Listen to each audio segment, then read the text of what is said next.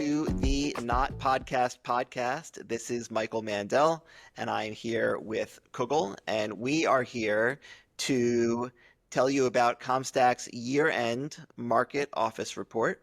And we are also here with Ali and Jacob from the CompStak Real Estate Intelligence team. So they are going to tell you about all the hard work they've done in analyzing the U.S. office market. And that covers 11 major U.S. markets, including New York, San Francisco, Bay Area, Dallas, Atlanta, Boston, Chicago, DC, Philly, and a couple more. This report should be really valuable to those of you who are in commercial real estate investors, lenders, brokers, appraisers, whatever the case may be. Hopefully you'll find some valuable insights from what we've learned. We're going to get started by talking a bit about office employment and work from home trends, and I'm going to pass it on to Jacob to give us some insights. Hey, Michael. So we took a look at office using employment and gateway markets for this report, and what we found was we saw a slight dip, just 0.1% in 2024. And so that's a decline, but it's still better than 2023's decline.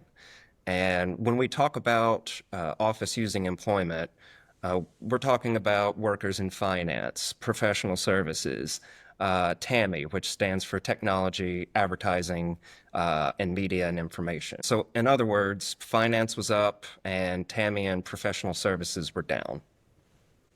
Great. Let's talk a little bit about leasing and rent trends. Ali, you want to dive into that a bit? Yeah, sure.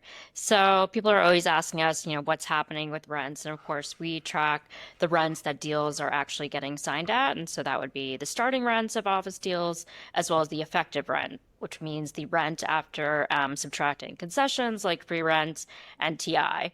And it's hard to believe, but have been seeing rents go up, but that's largely been because of the flight to quality. So that is movement in rents that are in the class we call prime class A. So we call that anything that's a trophy product, new construction, recently renovated. And again, we saw in 2024 that it reached new heights in terms of the average effective rent. But we're starting to see that might be peaking, and that's largely possibly a result of a lack of new supply in the market for that kind of space. And we're starting to see, which we talked about, Michael, is a little bit of movement in rents in other kinds of office space. Certainly the rest of Class A, but now a little bit in Class B space. Got it. And that's an interesting trend to watch, right? Because everyone has been talking about trophy in Class A for a while and how that's been a bright spot in the market, but actually seeing a trend towards rent increases go beyond, trophy, and certainly Class A might indicate more of a recovery than just at the very top of the market and more than just this flight to quality, right? Yeah, I think we're cautiously optimistic that, it will continue. I'd say it's an early sign of the trend and that we saw increases at the end of 2024.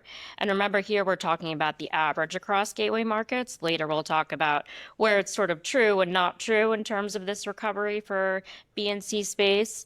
The general thought is that as sort of office users run out of options in the best of the best space, that they may start looking in lower tiers of office space. And remember, office building classes, I know you pointed this out, Michael, nothing certainly neatly fits into every category. There's differences in Class B buildings just as there are in Class A buildings. So it's not felt uniformly across Class B at this point, but in sort of the better Class B buildings, depending on location and renovation and that sort of thing. Absolutely. Okay, that makes a lot of sense. Can we take a little bit of a deeper dive here and talk about some of the big leases that happened by industry in the past year? Specifically, would be interested to hear more about TAMI because I think that we saw TAMI leave the market for much of 2024, right? And do you think TAMI's back? And what industries do we think are gonna, shine in 2025? Yeah, so the big takeaway is that New York City led in high value deals and some of the biggest lease transactions. They were all in New York City. And a majority of the top five most valuable deals across the sectors of TAMI, but also legal services, fire, and life sciences were in New York City. Now, with the exception of OpenAI's deal for 238 million in the San Francisco market, the fourth quarter saw most of the top TAMI deals signed in the fourth quarter. And the top most valuable deal overall in this category was Bloomberg, who leased almost 925,000 square feet for a total of 719 million. Law firms, also several law firms signed some top deals, including Ropes and Gray, Wilkie Farr and Gallagher, and Winston and Strawn. They all three signed for spaces in Midtown Manhattan buildings. And those were three of the most valuable legal service deals. There were also a lot of extensions and renewals among top fire deals, with all but one of them choosing to expand their footprint. TPG was the only new lease within the top five in that sector, and they signed a lease with the highest total consideration of all of them at over $1 billion. And you mentioned, and Michael, you mentioned TAMI. Is there a comeback in the works for TAMI? Are tenants in that sector, signing more top deals? Potentially so. The share of leasing by TAMI tenants reached the highest level since 2021 and 24. And with a lot of these lease expirations, they're coming up in 2025, 26, all the way through 2027. They could help fuel the leasing rebound. Great. Well, I think everybody's been waiting to see if Tammy could come back, so we're excited to see that happen. Interesting timing. Certainly, the day that we're recording this, is an interesting day in the real estate market. It's the day after what did Trump call it, Liberation Day, or and we're seeing a big dip due to tariffs, particularly in tech stocks. In particular, Apple is down, I think, 9.5% today. So it'll be interesting to see what the impact is. But I think really it's going to be any companies that have a meaningful impact from imports, right? But let's actually dig into some of the markets more specifically, because I think that certainly there's been good buzz around the New York market. There's been certainly a lot of buzz around, trophy and Class A in major urban markets. But what a lot of people haven't been hearing about is what's the difference between urban and suburban, and what's the difference on a market by market basis. And if we could dig in a little bit to help our audience better understand how different markets are performing and how that varies between urban and suburban, I think that provides a lot of insight as to where the market's going more broadly. I think, Michael, as you brought up, it's not the same story for every market. And there is definitely a bifurcation in the market. And that is that not all markets are improving at the same rate, and it differs between, sort of the central business district of a market versus suburban, Class A versus Class B and C. So what we did to try and, speak to that issue is we did an analysis of the 11 markets in our report. And broke them into suburban and then CBD urban areas, and then also Class A versus Class B and C. And so it's really a mixed story. But what we saw is that there's overall more suburban areas just outpace CBD areas in terms of improvement. And the improvement that we're talking about is looking at effective rents, so comparing them to where they were in 2019, and then also comparing recent performance, so their increase from 2023 to 2024, to sort of get at this idea of recovery. And as you said, New York City's topped the list. It was one of the only markets where we saw a strong recovery for Class A, as well as for B and C space. Other markets where we saw improvement were Philadelphia and sort of the central PA, Delaware, South New Jersey market, and Dallas-Fort Worth. Those were all sort of in recovery for Class A and B and C. Not surprisingly, even though there's been a bit of better news for the San Francisco Bay Area market, largely because of all of the hiring and companies relocating there for AI. San Francisco and the Bay Area still ranked near the bottom of our list for both its suburban areas as well as its central business district areas. And then Washington, D.C. was kind of middle of the pack for both its CBD and suburban area. I remember this is looking at performance last year, so I was sure if you want to talk a bit more about DC, Michael, but I think we can expect that perhaps going over the next year that it would fall further in the rankings, unfortunately, because of what is happening with Doge and impacts there. Got it. That makes a lot of sense, obviously. Sure. Doge is expected to have an impact in a lot of places, but DC for sure. So what do you think is next in 2025? Great question. I'd say we found a lot of reasons for optimism in our 2024 report. We saw a decent number of markets in recovery. We saw movement in Class B and C space. Some of the, more negative things, if you're a landlord, we're still seeing record high concessions. Those are a good thing if you're a tenant. But I'd say we live in a rapidly changing world, and things have changed so much even from when we published this report.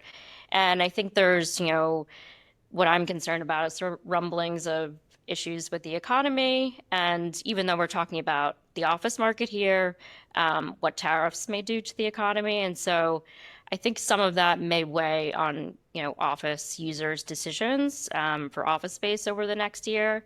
And so I'm feeling cautiously optimistic. Would Fair you enough. agree with that? Yeah, it's I would say cautiously optimistic, maybe with in a day like today, maybe a little more emphasis on the cautious.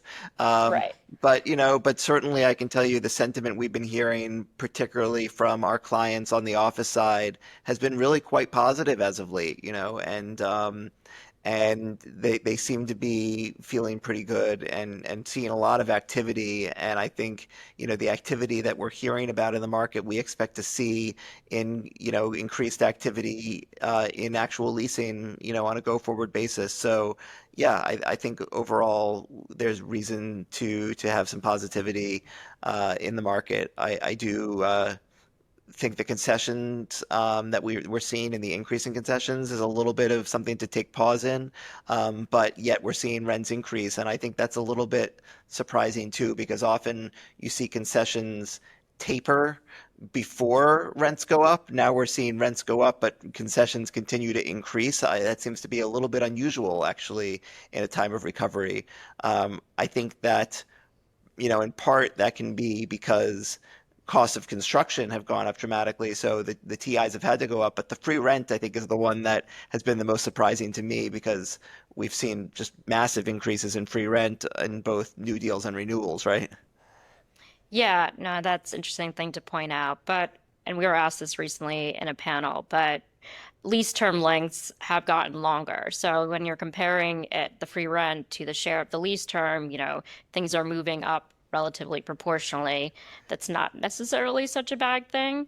In the depths of the pandemic, remember we're 5 years on now. We saw increasingly shorter lease terms, and we're not seeing that anymore. There's been a general improvement to kind of the pre-COVID lease length when you look at the average. So Sure. that's one good thing. So what do we think that CRE professionals should be watching for 2025? I think we should be paying attention to what the major users, the decisions that they make. As I just said, we're 5 years on from COVID, so there's still some companies that have not made their kind of post-COVID plan about, what are we going to do with our office space? Are we going to move? Or are we going to stay? Something we covered in our report was the share of lease expirations that are coming up. And so that's something to pay attention to. Will we see more renewals, or will we see a move to relocate to better office space, different office space? Those would be the things that, I would pay attention to and the decisions that people make over the next year. Yeah, I would agree, and I think that generally, there's not a lot of supply of new, better office space to go after. So I think, you're probably going to see. I would, have to assume a higher number of renewals in place, and or certainly relocations within older buildings, which will be a nice boon for some of those older buildings as well, until we start to see some new supply come back on the market, which should help the market, I think, more generally as well. And also, we didn't even really touch on it much, but obviously there's been some supply taken off the market as well, as some buildings have been converted from office to other uses. So, in any event, there's a lot to watch out for in 2025, and we will keep everyone abreast on it. And to dig in more into all this data, this is a pretty extensive report. So you can read the full report by downloading it from the CompStak website. And also, we encourage everybody to follow CompStak and follow the Not Podcast podcasts on Spotify, on Apple Podcasts, on YouTube. Check for new episode drops, and like, comment, and subscribe. Thank you very much.